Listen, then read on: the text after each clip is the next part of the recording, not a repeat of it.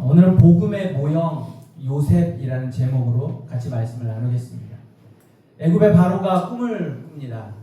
첫 번째 꿈은 아름답고 살찐 암소 7이 나타났다가 흉하고 파리한 7 암소에게 잡혀 먹히는 꿈이었습니다.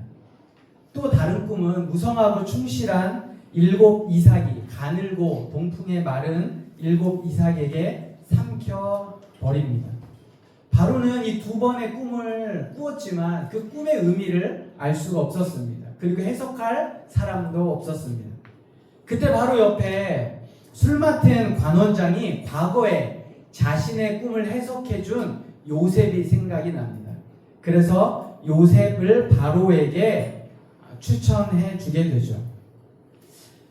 요셉은 바로에게 꿈 이야기를 듣고 그 꿈의 뜻을 말하게 됩니다. 요셉이 이렇게 말합니다. 이 꿈은 하나님께서 반드시 이룰 일입니다. 앞으로 7년 동안은 풍년이 될 것이고 그 뒤 7년은 극심한 흉년이 될 것입니다. 그러므로 지금부터 준비해서 풍년 동안 곡식을 비축해야 합니다. 바로는 요셉의 이 지혜로운 조언과 하나님께서 주신 분별력을 신뢰하고 요셉을 애굽의 총리로 세우고 자신의 오른편에 앉히게 됩니다. 그래야 애굽의 많은 사람들은 요셉을 환영하고 그의 앞에 엎드려 경배하고 풍년과 흉년이라는 시련 속에서도 애굽은 미리 곡식을 비축함으로 풍년의 은혜를 활용하고 흉년을 대비하게 됩니다. 요셉의 지혜와 하나님의 인도하심 덕분에 수많은 사람들이 구원을 얻게 된다는 이야기, 이게 바로 우리가 지난주 그리고 그 전주부터 묵상했던 큐티의 말씀입니다. 우리는 흔히 이 이야기를 창세기의 여러 이야기 중에 하나로 듣습니다. 그러나 요셉의 삶 전체를 돌아볼 때 그의 여정과 고난 그리고 하나님의 인도하심은 예수님의 삶과 너무나 닮았습니다. 그래서 우리는 요셉을 구약의 예수님의 모형이라고 부릅니다.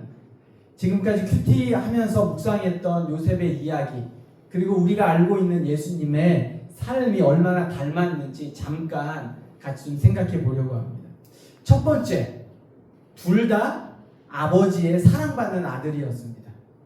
요셉이 얼마나 그의 아버지에게 사랑받았는지 우리가 잘 알고 있죠. 예수님에게 마태복음 3장 17절에 이렇게 이야기합니다. 이는 내 사랑하는 아들이요 내 기뻐하는 자라. 이건 하나님이 예수님을 향한 고백입니다. 두 번째는 둘 다 형제들의 미움을 받았습니다. 요셉이 창세기 37장 11절에 그의 형들에게 시기를 받게 됩니다. 그런데 마태복음 27장 18절에도 보면 그를 넘겨준 것은 그들 동족 유대인들의 시기 때문인 줄 알더라 라고 빌라도가 이야기를 합니다. 세 번째는 배반당하고 은혜 팔립니다. 형제들에 의해서 배반당해 이스마엘 상인들에게 팔리죠. 은 20에 팔립니다. 예수님께서도 그의 동족, 특별히 자기의 가장 사랑했던 제자 가룟 유다에게 은 30에 팔리게 됩니다. 또 둘 다 무죄하지만 억울하게 고난을 받고 옥에 갇힙니다. 요셉이 그렇죠. 보디발의 집에 예수님께서도 빌라도가 이렇게 이야기합니다. 누가복음 23장 22절에 빌라도가 무리에게 이르되 이 사람에게 무슨 악한 일을 하였느냐 라고 이야기를 하게 됩니다. 두 사람 모두 감옥에 갇혔을 때 두 죄수와 함께 있었습니다. 요셉은 술 맡은 관원장, 떡 굽는 관원장과 함께 있었습니다. 예수님은 그의 십자가의 좌우에 행악자들과 함께 계셨습니다. 요셉은 술 맡은 관원장은 어떻게 됐죠? 다시 살아났습니다. 복권되어졌어요. 떡 굽는 관원장은 죽어서 나무에 달렸다라고 이야기를 하고 있습니다. 예수님의 좌우편에 있던 한 사람은 오늘 내가 나와 함께 낙원에 있으리라 라고 다시 살아나게 됩니다. 한쪽에 있는 행악자는 예수님을 저주하다가 나무에 달려서 죽게 되었습니다. 여섯 번째는 가장 낮은 자리에서 가장 높은 자리로 올라가게 됩니다. 요셉은 감옥, 그 죽음의 자리, 종의 자리보다도 더 낮은 감옥에서 바로의 오른편에 총리로 올라가게 됩니다. 예수님은 가장 낮은 자리에서 빌립보서 2장 8절에서 9절에 죽으심으로 하나님이 그를 지극히 높여 모든 이름 위에 뛰어난 이름을 주셨다라고 말씀하고 있습니다. 일곱 번째는 둘 다 백성들의 열렬한 환영을 받았습니다. 요셉은 바로의 백성들이 열렬히 환영하며 그를 총리로 맞이합니다. 예수님께서는 예루살렘 백성들이 열렬히 환영하며 그를 호산나라 하며 왕이라 부르게 됩니다. 마지막으로 구원자가 됩니다. 요셉은 하나님의 창세기 45장 7절에 하나님이 큰 구원으로 당신들의 생명을 보존하게 하시려고 라고 말씀하며 요셉을 통해 애굽뿐만 아니라 근동의 많은 사람들이 구원을 받게 됩니다. 예수님 마찬가지죠. 예수님을 통해 온 인류가 구원을 받게 됩니다. 이처럼 요셉의 일생 전체는 예수님의 일생과 굉장히 많이 닮았습니다. 요셉의 시대에 애굽과 근동의 모든 사람들이 기근으로 죽을 수밖에 없는 상황 속에서 세상을 구원하시려는 하나님의 계획이 요셉을 통해 이루어졌습니다. 여러분 7년간 세상에는 곡식이 넘쳐났습니다. 애굽을 비롯한 근동의 모든 곳에 7년간 풍년이 듭니다. 풍요로 인한 부와 기쁨은 영원할 것만 같았습니다. 그런데 7년이 지나자 대기근이 닥치게 됩니다. 한 해 한 해 사람들은 굶주렸고 할 수 있는 일은 아무도 없었습니다. 모두가 죽을 위기에 처해 있었습니다. 그런데 그때 좋은 소식이 들려옵니다. 애굽에 곡식이 있다는 겁니다. 애굽으로 내려가면 살 수 있다라는 좋은 소식이 들려옵니다. 그런데 이 좋은 소식을 듣고 어떤 사람들은 반신반의합니다. 애굽에 곡식이 있다고? 애굽에만? 모두가 다 흉년인데 애굽에만 곡식이 있다고? 그게 정말이야? 그리고 만약에 그렇다고 해도 우리가 이방인인데 애굽에 내려간들 우리에게 곡식을 팔까? 우리가 그 곡식을 살 수 있을까? 반신반의하게 됩니다. 그런데 이 좋은 소식을 듣고 애굽에 내려간 사람들은 살았고 이 좋은 소식을 듣고도 애굽에 내려가지 않고 믿지 않은 사람들은 여전히 기근 속에 죽어가야 했습니다. 구약의 요셉을 통해 세상을 구원해 주신 하나님께서 이제 신약에서는 예수 그리스도를 통해 우리에게 구원을 주셨습니다. 하나님께서는 지구를 비롯해 온 우주에 특별히 인간을 창조하셨습니다. 창조의 목적은 하나님과 함께 더불어 살기 위함입니다. 하나님은 우리를 창조하신 것은 우리를 기쁘시게 하고 우리에게 영광을 받으시고 우리와 함께 친밀한 교제를 이루시기 위해 원하시는 마음으로 우리를 창조하셨습니다. 그런데 인간이 죄를 지었습니다. 하나님이 가장 완벽하게 창조하셨지만 인간은 가장 완벽하게 창조된 그 존재로 자기의 선택으로 하나님으로부터 떠났습니다. 성경은 이걸 죄라고 부릅니다. 하나님을 떠난 결과, 안과 바, 우리의 마음과 우리의 육신 모두에겐 슬픔과 고통과 괴로움과 죽음이 찾아왔습니다. 하나님을 떠난 것을 후회하며 스스로 죄를 해결하기 위해 인간은 수없이 많은 노력을 해왔습니다. 그런데 죄를 이길 힘도 어떠한 해결책도 인간에겐 없었습니다. 그때 좋은 소식이 들려옵니다. 인간의 죄를 해결해 주시기 위해 하나님께서 하나뿐인 아들을 이 땅에 보내주셨다는 겁니다. 하나님이 그 죄를 위해서 인간의 몸을 입고 이 땅에 오셨다라는 겁니다. 그 하나님이신 예수님을 통해 십자가의 피 흘림을 통해 모든 인간은 이 괴로움과 죄와 사망에서 이길 수 있는, 구원받을 수 있는 길이 열렸다라는 좋은 소식이 들리게 됩니다. 오직 예수 그리스도만이 우리 죄를 해결할 수 있는 유일한 분이라는 소식이 들려오게 됩니다. 그 소식에 어떻게 반응할 건가?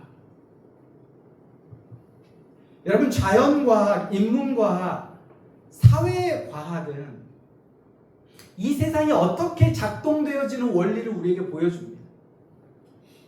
세상이 어떤 원리로 작동되어지는지, 그리고 수많은 연구자들의 수고와 노력을 통해 수세기 동안 놀랍고 경이로운 수많은 발전들 또 발견들이 우리에게 있었습니다.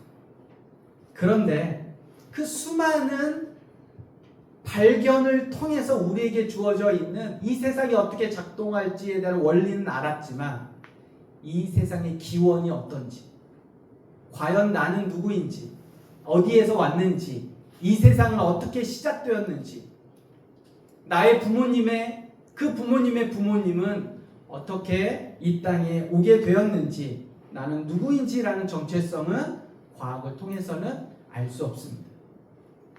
그 사실을 알려주는 유일한 곳이 바로 성경입니다. 그 성경이 우리에게 이야기합니다. 우리는 육신으로만 되어 있지 않다. 물체로만 되어 있지 않다. 우리는 영적인 존재다라는 사실도 우리에게 알려줍니다. 애굽에 곡식이 있다는 좋은 소식, 애굽에 가면 생명을 보존할 수 있다는 좋은 소식, 그 소식 앞에 이스라엘 백성들은, 특별히 야곱의 형제들은 내려가게 됩니다. 많은 사람들이 애굽으로 가게 되었습니다. 여러분, 시도하지 않으면, 믿지 않으면 아무 일도 일어나지 않습니다. 그런데 그 소식을 듣고 믿고 시도하고 내려가면 놀라운 일을 경험하게 됩니다. 그런데 오늘 우리는 이렇게 생각할 수 있습니다. 난 지금 굶주리지는 않는데, 난 지금 내 삶이 그렇게 만족스럽지는 않아도 불편하진 않아. 나는 이 정도로 충분해. 근데 굳이 신앙까지 내가 가져야 할까? 라는 생각을 할 수 있습니다. 그런데 인간의 가장 큰 한계는 내 한 치 앞도 알 수 없다라는 것. 인생의 가장 어리석은 것은 나의 미래가 내 생각과 내 뜻과 내 계획대로 되어질 거라는 착각입니다. 7년의 애굽의 풍년을 보면서 어느 누구도 내일을 준비하지 않았습니다. 어느 누구도 이 풍년이, 이 풍요가 사라질 거다라고 아무도 생각하지 않았습니다. 요셉 이외에 어느 누구도, 어느 지방도, 어느 나라도 준비하지 않았습니다. 왜? 지금 우리에게 주어진 이 풍년이 계속될 것 같은 생각이어서 그랬습니다. 지금처럼 다 잘 될 거야. 괜찮아. 별 문제 없어. 라고 생각했지만 7년의 대기근은 우리에게 오게 되었습니다. 젊음이, 건강이, 삶의 여유와 만족이 최소한 풍요롭진 않아도 불편하지 않는 나의 삶이 이대로 영원할 것 같은 착각에 하나님은 7년의 대기근이 있음을 요셉에게 보여주셨습니다. 그리고 준비하게 하셨습니다. 말씀 없이, 하나님 없이, 믿음과 신앙 없이 우리 잘 살 수 있습니다. 잘 살지는 못하더라도 그대로 이렇게 그냥 내가 만족하며 살 수 있습니다. 있을 것 같습니다. 그런데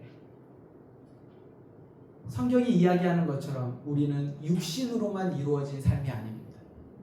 우리는 영적인 존재라는 사실입니다. 여러분, 이 시간 사도행전 3장 1절부터 10절을 같이 한번 읽어볼까요? 신약 191페이지에 있습니다. 신약 성경 191페이지 사도행전 3장 1절부터 10절을 우리 같이 한번 읽겠습니다. 한 절씩 교독하고 마지막 절은 같이 읽겠습니다. 이 말씀을 쭉 읽으면서 본질이 뭐냐를 생각해 보셔야 돼요. 본질이 뭐냐? 육체적인 게 본질이냐? 아니면 영적인 것, 정신적인 것이 본질이냐?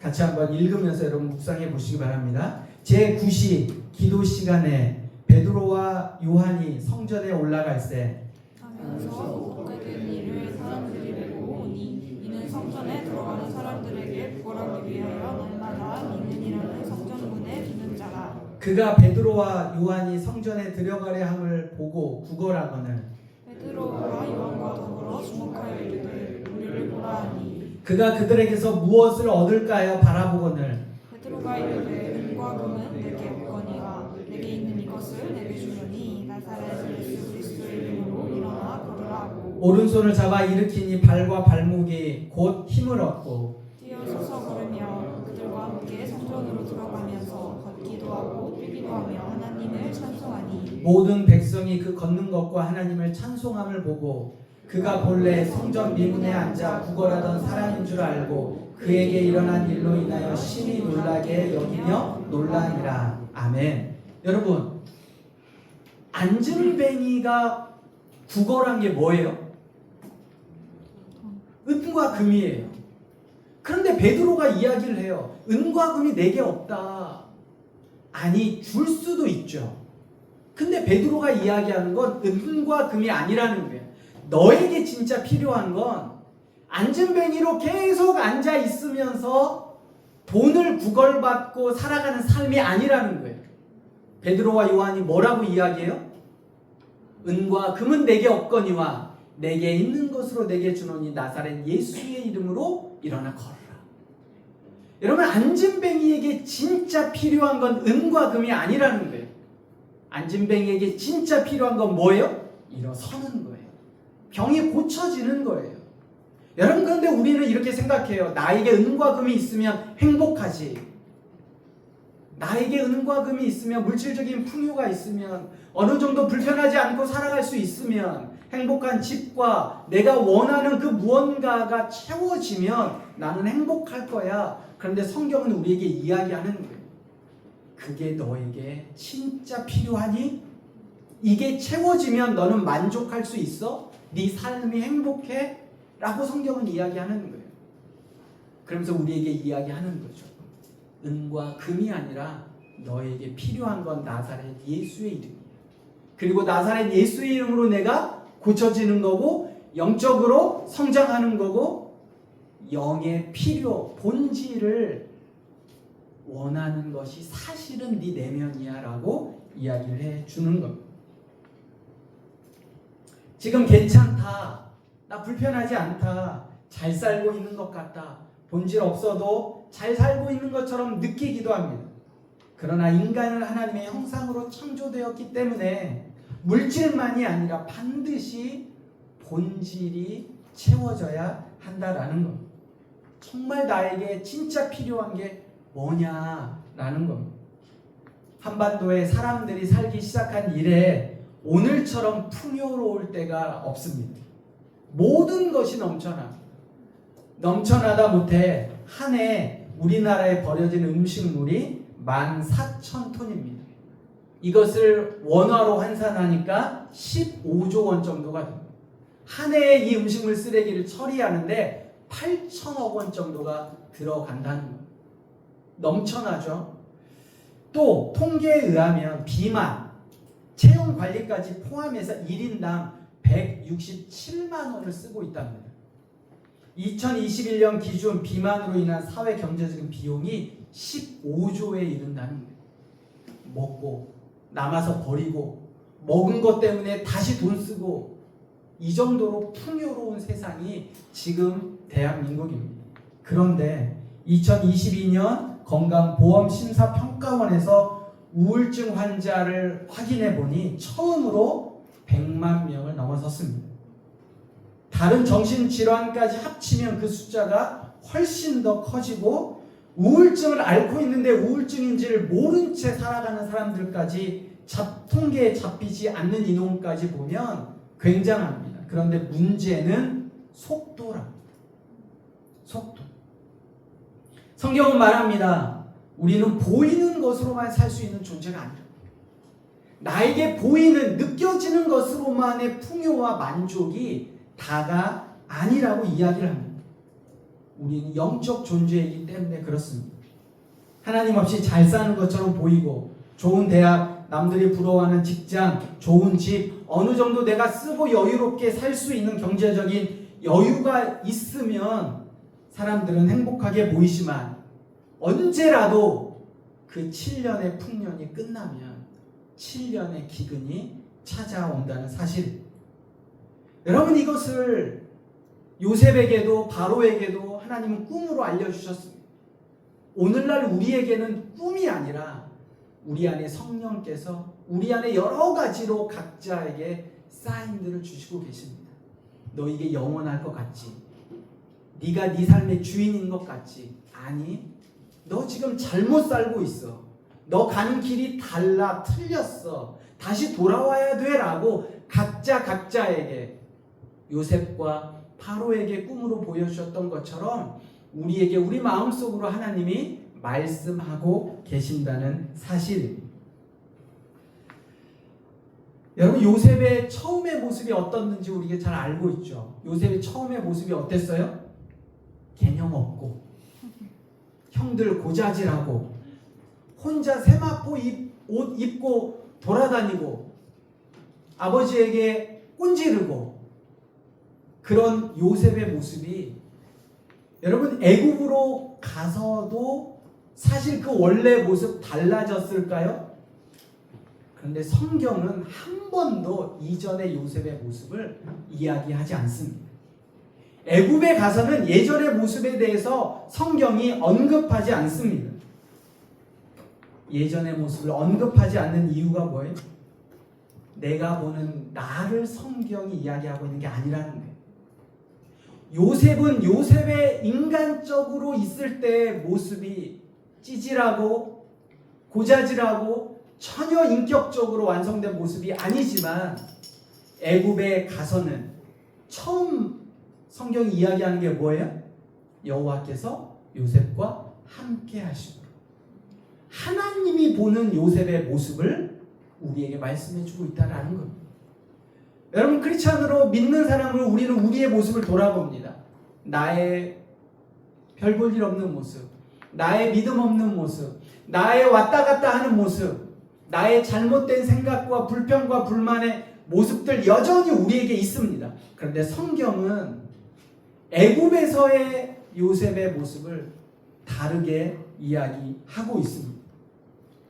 하나님과 함께 하셨을 때 하나님이 바라보는 요셉의 모습이 성경이 우리에게 이야기해주는 요셉의 진짜 모습이라는 사실입니다.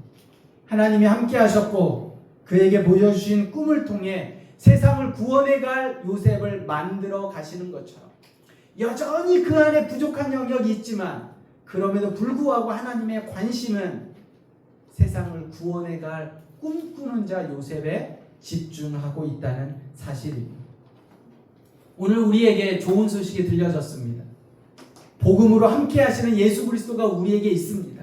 여전히 내 모습은 부족할지라도 그러나 하나님이 우리에게 보시는 것, 우리에게 복음이 있냐 없냐예요. 복음이 없이 아무리 뛰어난 사람도 하나님이 보시기에는 찌질하지만 아무것도 없어도 어쩌면 복음으로 붙잡혀간 사람은 하나님이 그렇게 만들어 가신다는 약속을 요셉의 삶을 통해 우리에게 말씀하고 있습니다. 말씀을 마무리합니다. 요셉은 복음의 모형입니다. 요셉의 삶을 통해 우리는 예수 그리스도를 경험할 수 있습니다.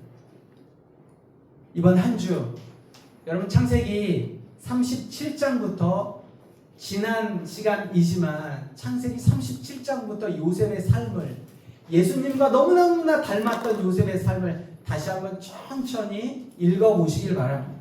그리고 또 한 주간 43장부터 우리가 큐티하는 그 하나님께서 세상을 구원하시기 위해 요셉의 삶을 어떻게 인도하셨는지 이것은 큐티로 묵상해 보시기 바랍니다. 여러분 두 가지였어요. 뭐예요? 이번 주 창세기 37장부터 요셉의 이야기가 시작되거든요. 다시 한번 묵상하며 읽어보세요. 오늘 요셉과 예수님이 어떻게 닮았는지, 그리고 하나님께서 요셉의 가나안 시절의 삶이 아니라 애굽에서 어떻게 그를 만들어 가시는지를 창세기 37장부터 쭉 읽어보세요. 그리고 43장부터는 묵상하세요. 큐티하세요. 세상을 구원하시기 위해 요셉을 어떻게 또 만들어 가시는지, 그 요셉을 인도하셨던 하나님께서 오늘 또 한 주간 여러분과 저를 인도해 가실 줄 믿습니다. 복음의 일로 좋은 소식으로 여러분과 저를 부르셨습니다. 그리고 여러분과 저를 부르신 그 부르신 대로 이끌어 가실 겁니다. 그 이끌어 가심에는 나의 어떠함이 아니라, 요셉의 어떠함이 아니라 하나님의 어떠하심에 의지하여 나를 그렇게 세워 가신다는 사실을 기억하고 또 그 하나님의 사랑을 경험하는 한 주간이 되기를 주님의 이름으로 부탁드립니다. 이 시간 함께 기도하도록 하겠습니다.